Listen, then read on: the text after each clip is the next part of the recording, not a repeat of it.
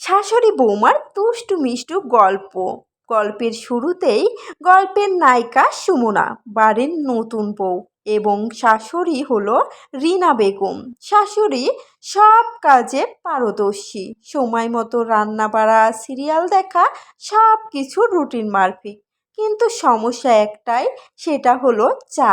রিনা বেগম চা মানে তেজপাতা লবঙ্গ দিয়ে 15 মিনিট ফুটিয়ে তেতো করা 1 কাপ ওষুধ। সুমনার চা মানে বেশি করে দুধ চিনি দিয়ে মিষ্টি 1 কাপ আরাম। প্রথম দিন সকাল 6টায় শাশুড়ি চা বানিয়ে ডাকলেন, বৌমা চা নাও। সুমনা চাটা মুখে দিয়ে মুখ ফুসকিয়ে বললেন, এটা চা নাকি কাশির সিরাপ? শাশুড়ি তীক্ষ্ণ চোখে তাকিয়ে, কি হলো, আমার চা পছন্দ হয়নি? সুমনা আমতা আমতা করে, না মা, খুব অন্যরকম টেস্ট। দ্বিতীয় দিন সুমনা ভাবলো আজকে সে চা বানাবে, তাই চিনি একটু বেশিই দিল, সাথে গুঁড়ো দুধ।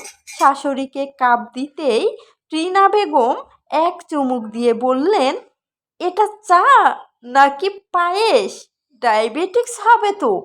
সুমনার মুখ ভোঁতা করে ফেলল। তৃতীয় দিন যুদ্ধের শুরু। শ্বশুরমশাই ঘোষণা দিলেন, আজকে যে চা ভালোভাবে বানাবে সকালের পেপারটা তার, এবং তার জন্য আছে একটা দারুণ পুরস্কার। যেই ভাবা সেই কাজ।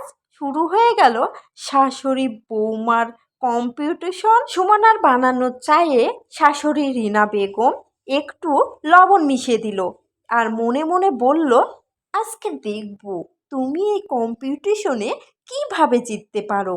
আর এদিকে সুমনা তার শাশুড়ির চায়ের মধ্যেও 2 চামচ চিনি গুলিয়ে দিল।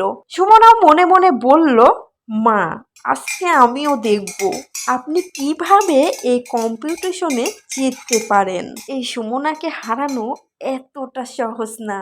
দুজনে চা খেয়ে মুখ বেজার, কিন্তু শ্বশুরের সামনে হাসি হাসি মুখ করে, আহা, এ কি সুন্দর চা বানিয়েছি, সেই স্বাদ, এমন করতে লাগলো। কিন্তু হঠাৎ করে শ্বশুর চা খেয়ে লাফিয়ে উঠলেন, এই চা তো ঝাল মিষ্টি একসাথে, ঘটনা কি? দুজনেই চুপ।